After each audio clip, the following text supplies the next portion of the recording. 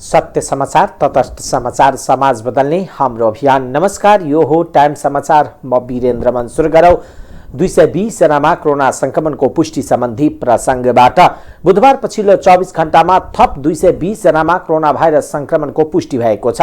स्वास्थ्य तथा जनसङ्ख्या मन्त्रालयका अनुसार 6433 पीसीआर र 1175 एन्टिजेन गरी 7608 जना 8 परीक्षणमा 220 जनामा कोरोना संक्रमणको पुष्टि भएको छ। पछिल्लो 24 घण्टामा कोरोना संक्रमणका कारण 2 जनाको मृत्यु भएको छ।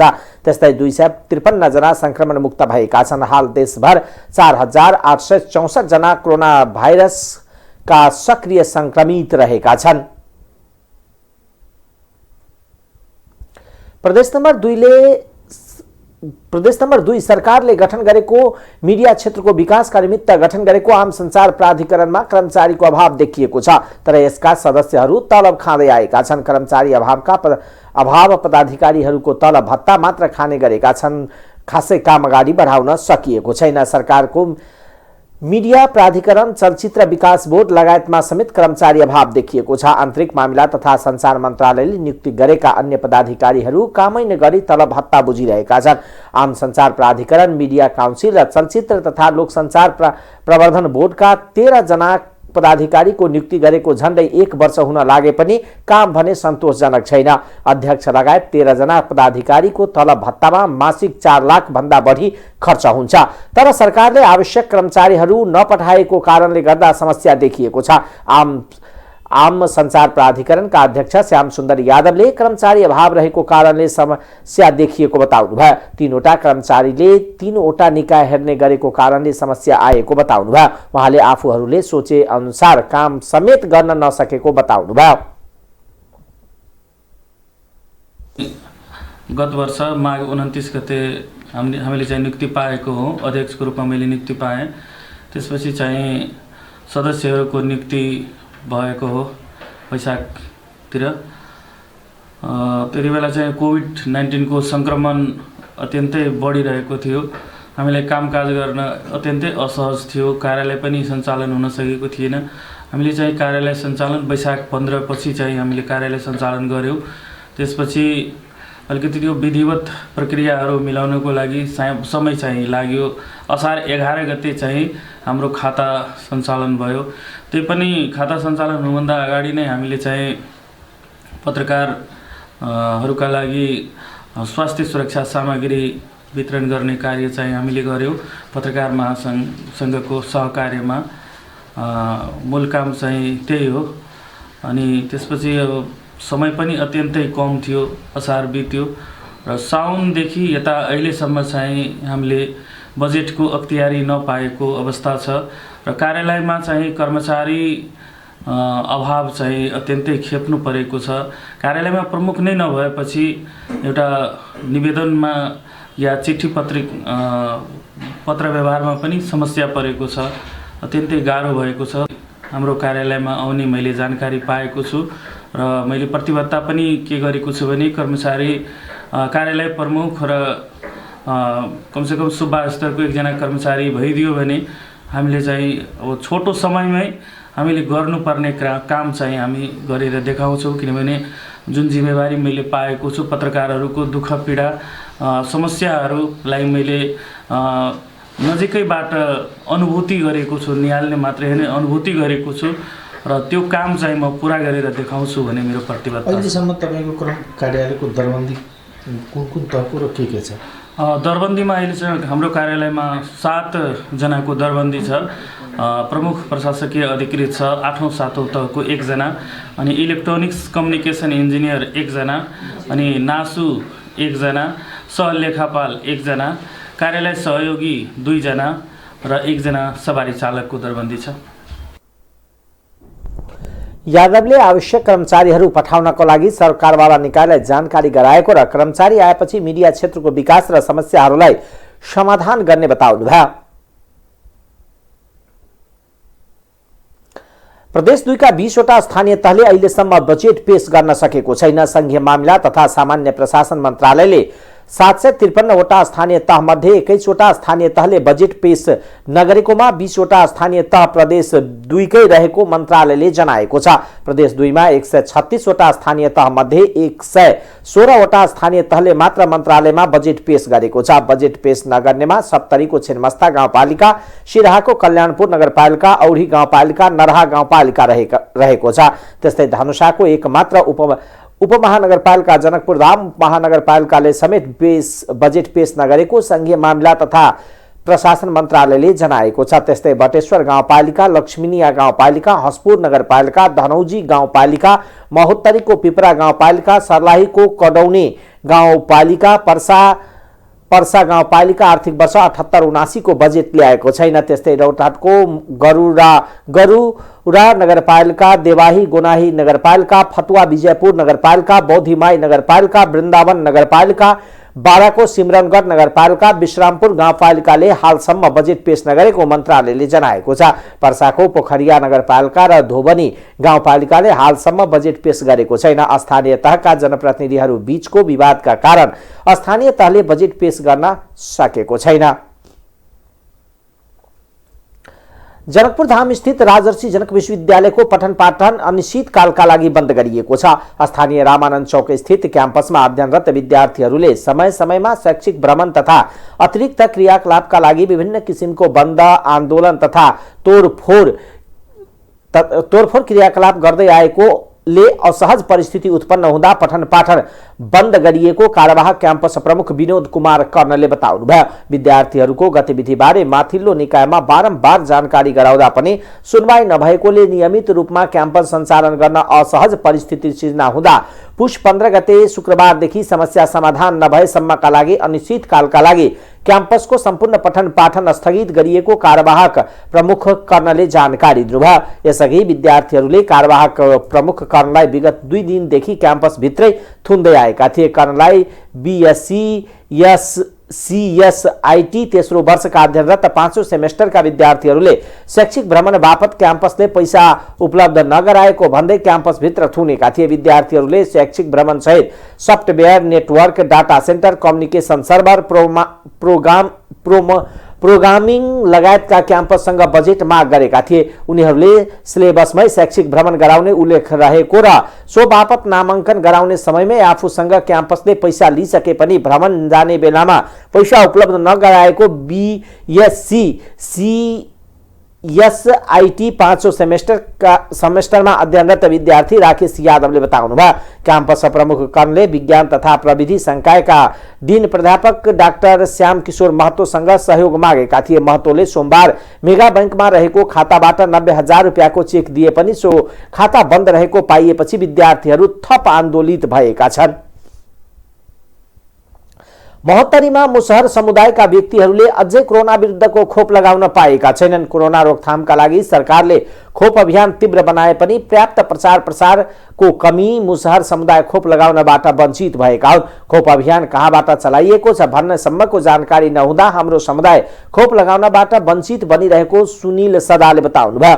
अनुकूल भएसम्म बस्तीमै पुगेर खोप अभियान चलाइदिन पनि मुसहर समुदायको अपिल छ। जिल्लाकै सबैभन्दा बढी जनसङ्ख्या भएको बर्दिवास स्थित नमुना बस्तीमा बसोबास गर्ने मुसहरहरूले अहिलेसम्म कोभिड विरुद्धको खोप लगाउन पाएका छैनन्। बर्दिवासमा 152 घरधुरी बसोबास गर्दै आएका छन्। स्वास्थ्य चौकी नजिकका उनीहरूले खोप लगाए पनि प्राय मुसहरहरूले खोप लगाउन नसकेको बताएका छन्। पछिल्लो समय मोडर्ना खोप 12 देखि 17 वर्ष उमेर समूहलाई विद्यालयमै पुगेर लगाउन अनिवार्य गरिएको छ। तर विद्यालयमा समेत नियमित उपस्थित हुन नसक्ने मुसहर समुदायका बालबालिकाहरू मोडर्ना खोप लिनबाट वञ्चित बनेको स्वास्थ्यकर्मीले जनाएका छन्। महोत्तरीमा अहिलेसम्म 15वटै स्थानीय तहमा झन्डै 54% जनसङ्ख्याले खोप लगाइसकेका छन्। तर मुसहर बस्तीका मुसहरहरूले खोप लगाउन पाएका छैनन्।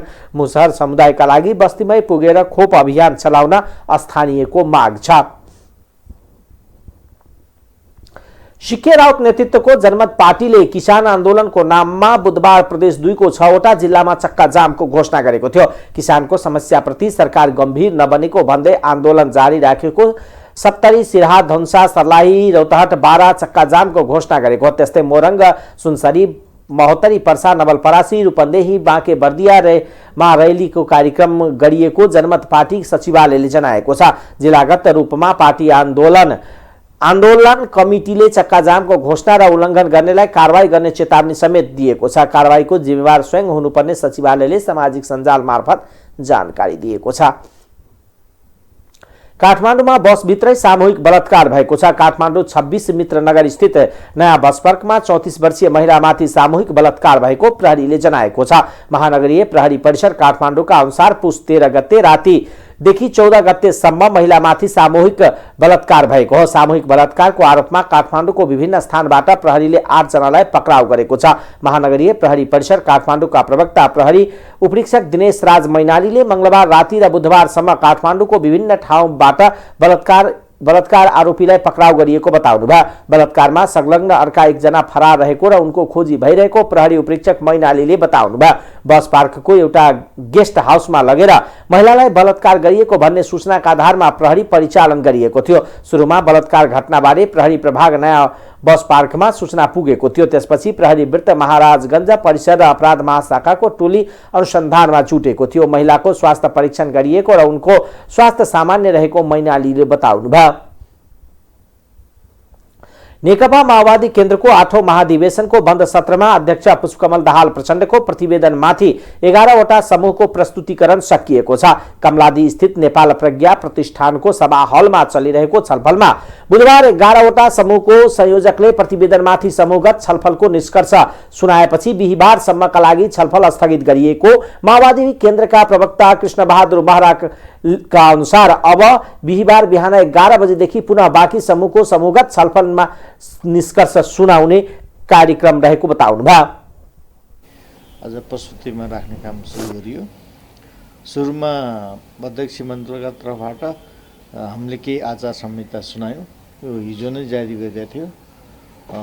प्रत्येक समूहबाट आज प्रस्तुत हुने मध्येमा 25 वटा हाम्रो समूह छ। त्यसमध्येमा 11 वटासम्म आज प्रस्तुत गर्यो। 11 वटा समूह मध्येमा प्रदेश नम्बर 1 को 2टा समूहले नै पेश गर्यो। प्रदेश नम्बर 2 को एउटा समूहले गर्यो। बागमती प्रदेश एउटा समूहले गर्यो। 2टा मध्ये गण्डकी प्रदेशले एउटा समूहले गर्यो। कर्णाली प्रदेशले एउटा समूहले गर्यो। अनि त्यसपछि सुदूरपश्चिम प्रदेशले एउटा गर्यो। प्रवास एउटा गर्यो। विभागको एउटा भयो। सल्लाहकारको एउटा भयो। आयोगको एउटा भयो। यसरी 11 समूहको आज प्रस्तुति भयो। बाँकी समूहको प्रस्तुति भोलि 11 बजेदेखि सुरु हुन्छ। आज प्रस्तुत गर्नेहरूमध्येमा फरक मत जस्तो कतैबाट आएन। सबै समूहबाट मूल स्थितिमा सहमति हुँदै सुझाव पेश गर्नुभएको छ। लिखित सुझाव पेश गर्नुभएको छ। कतिपय अन्तर्राष्ट्रिय परिस्थितिमा, राष्ट्रिय परिस्थितिमा, विज्ञान प्रविधिको विषयमा अनि पार्टी सीमावलोकनको विषयमा केही सुझाव मात्रै पेश भएका छन्। बाँकी चाहिँ अब यसको स्पष्टीकरण भोलि यो समग्र छलफल सकिसकेपछि अध्यक्षले दिनुहुन्छ। यति मात्रै हो। त्यो त पहिले के हुन्छ भने यो प्रतिवेदन पास हुन्छ, त्यसपछि विधान पनि पास हुन्छ। विधान पास भइसकेपछि बल्ल केन्द्रीय समितिको चयनको प्रक्रिया सुरु हुन्छ। 15 गतेसम्मको समय भन्नुभएको थियो। हिसाबले त भोलि पनि भ्याइ हुने भयो। अब भोलि चाहिँ भ्याइन्न जस्तो छ। भोलि चाहिँ लमिने नै भयो वास्तवमा।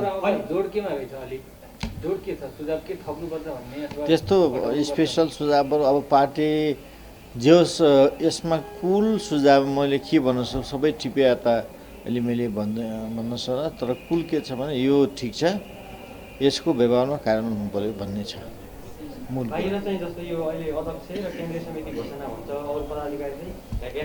त्यो बाहिर आएको कुराले त भित्र सोध्नु मिलेन। बुधबार सल्लाहकार समूहको तर्फबाट रामनारायण बिराडी, प्रदेश 2बाट सत्यनारायण भगत, आयोगको तर्फबाट टङ्का राई, गण्डकी प्रदेशबाट गायत्री गुरुङ, प्रदेश 1बाट अजम्बर काङमाङ राई, हर्क बहादुर नेमाङ, प्रवास समन्वय समितिबाट मन ऋषि धिताल, बागमती प्रदेशबाट सरल सहयात्री, केन्द्रीय विभागबाट गीता पनेरू, सुदूरपश्चिम प्रदेशबाट मीन बहादुर कुवर, कर्णाली प्रदेशबाट विमला केसीले समूहको निष्कर्ष प्रस्तुत गरेका थिए। नेकपा माओवादी केन्द्रका अध्यक्ष पुष्पकमल दाहालले लोकतान्त्रिक तरिकाले नेतृत्व चयन प्रक्रिया अघि बढ्ने बताउनु भएको छ। बुधबार महाधिवेशन स्थल प्रज्ञा भवनमा सञ्चारकर्मी माझ संक्षिप्त प्रतिक्रिया दिँदै दाहालले नेतृत्व चयन प्रक्रिया एकदम राम्रोसँग लोकतान्त्रिक तरिकाबाट अघि बढ्ने बताउनुभयो।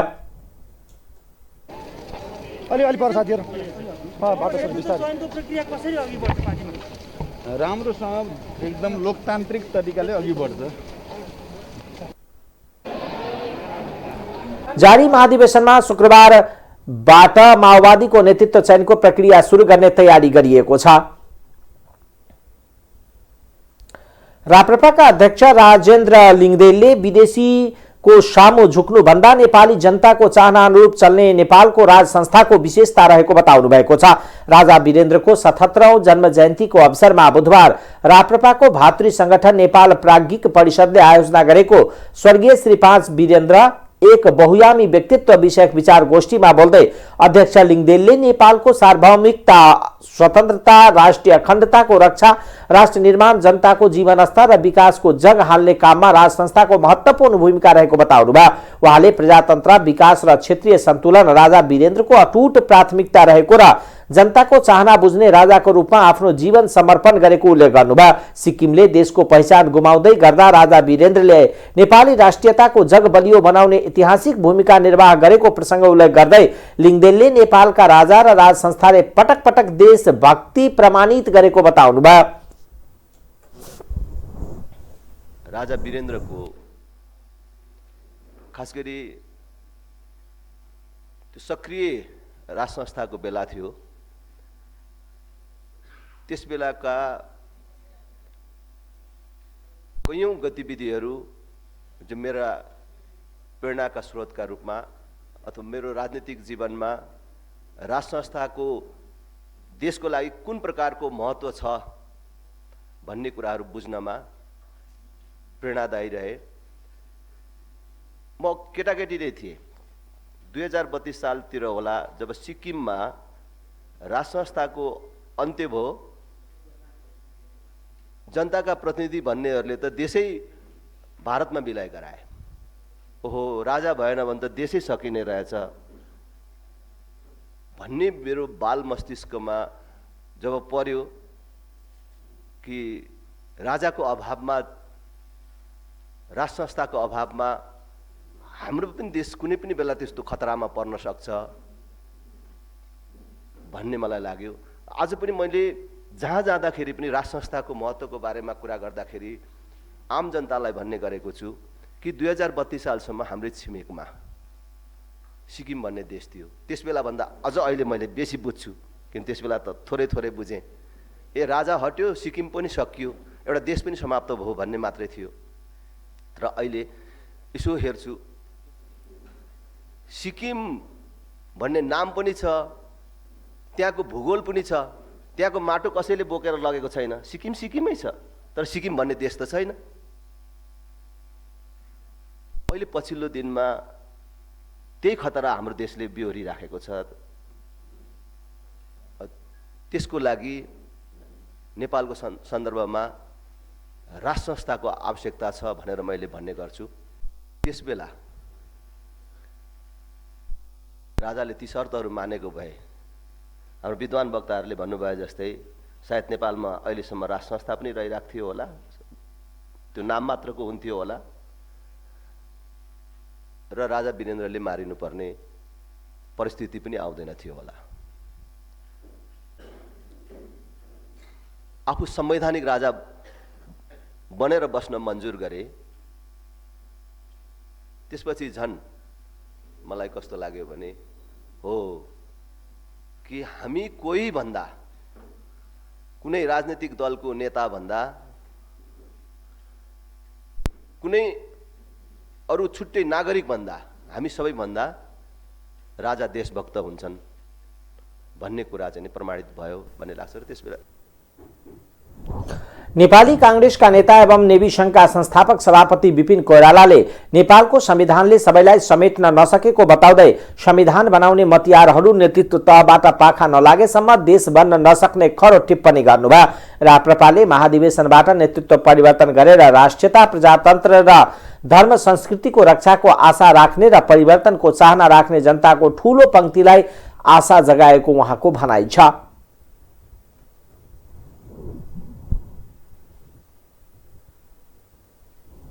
अब आर्थिक समाचार।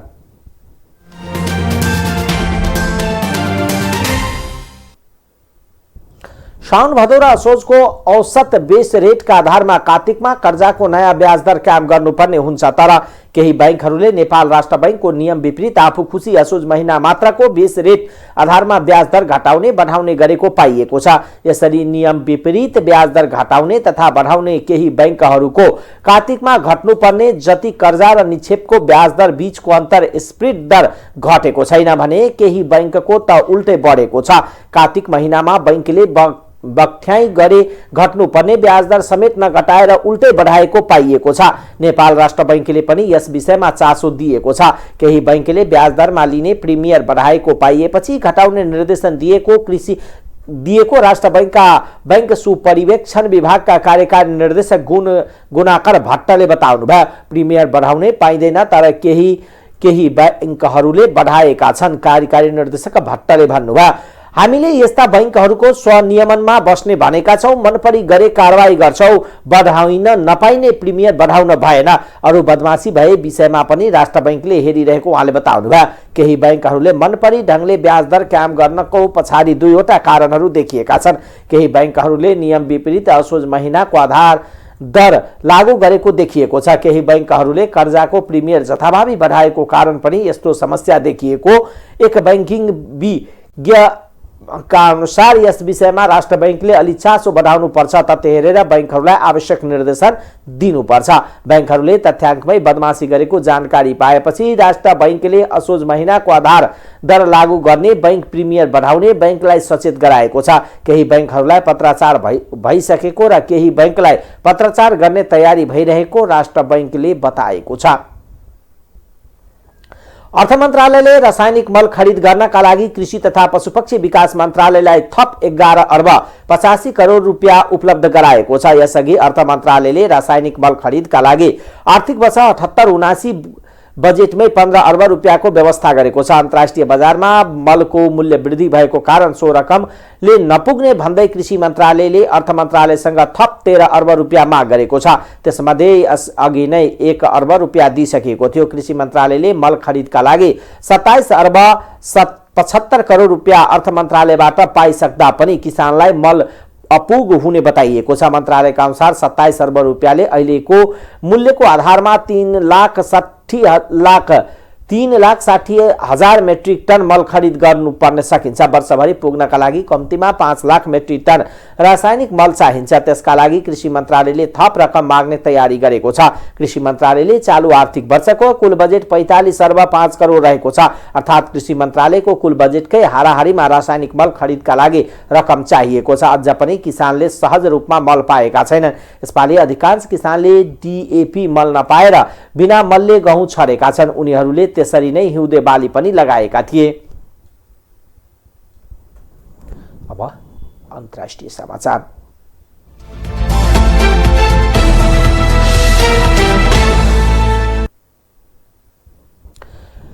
भारतले कोरोना विरुद्धको नयाँ 2वटा खोपलाई अनुमति दिएको छ।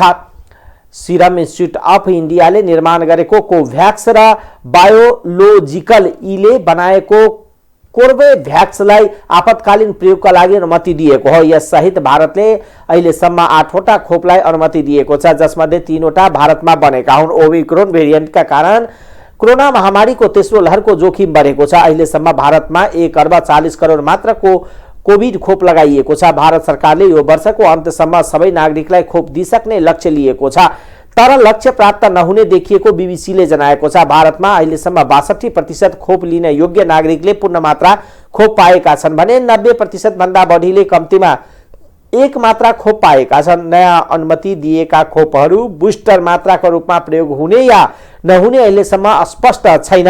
भारतमा अन्य 2 खोप पनि परीक्षणको विभिन्न चरणमा रहेका छन्।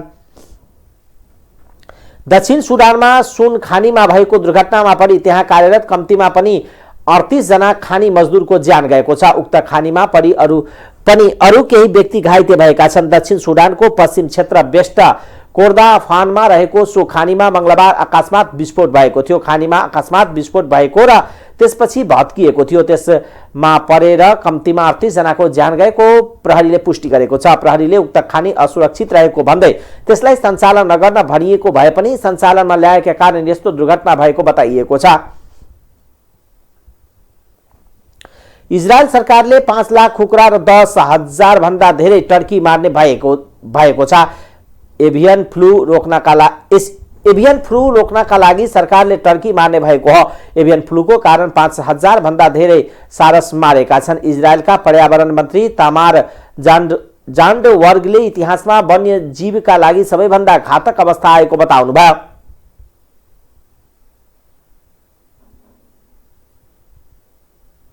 यति मात्र नभई किसानलाई पनि करिब 5 लाख कुखुरा मार्ने आदेश सरकारले दिएको छ, जसले गर्दा अन्डा आपूर्तिमा समस्या आउने देखिएको बीबीसीले उल्लेख गरेको छ। यद्यपि मानिसमा भने यो भाइरस देखिएको छैन।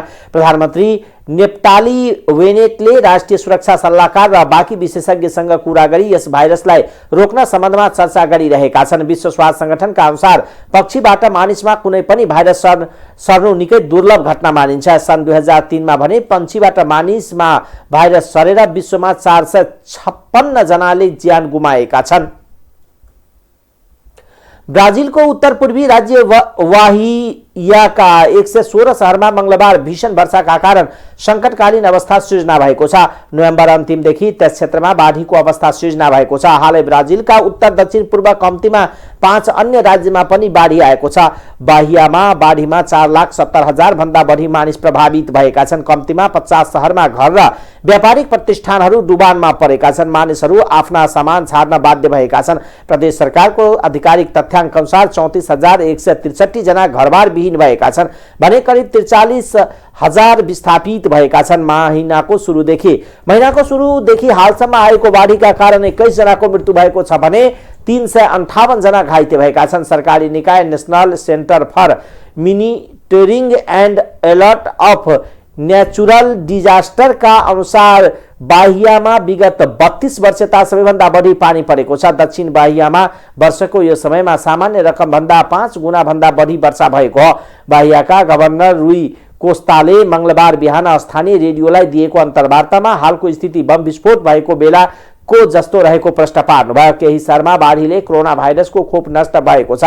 केही नगरपालिकाका स्वास्थ्य कार्यालय र औषधि भण्डारण पूर्ण रूपमा डुबेका छन्। बाहियाका नागरिक सुरक्षा सुपरिवेक्षक कर्नेल मिगुएल फिलोले बाढी जस्तो अवस्था अझै कायम रहेको र शहर ध्वस्त भएको जानकारी दिनुभयो। उहाँले अझै वर्षा जारी रहेको बताउनुभयो। हाम्रा पहिलो काम भनेको मानिसलाई मद्दत गर्नु हो, त्यसपछि आश्रय दिनु, आश्रयमा मानिसहरूको हेरचाह गर्न मानवीय सहायता, ओछ्यान, कम्बल, खाना उपलब्ध गराउनु हो उहाँले भन्नुभयो। वाहियाका कम्तीमा 5 वटा बाँध भत्किने खतरामा रहेको उहाँले बताउनुभयो। सरकारको विभिन्न मन्त्रालयले गत हप्ता औसत भन्दा अधिक वर्षा वायुमण्डलीय घटना ला निनाका कारण ले भएको बताएको थियो। यसले वासियाका सहित ब्राजिलका केही क्षेत्रमा भीषण वर्षा गराउँछ। अब मौसम समाचार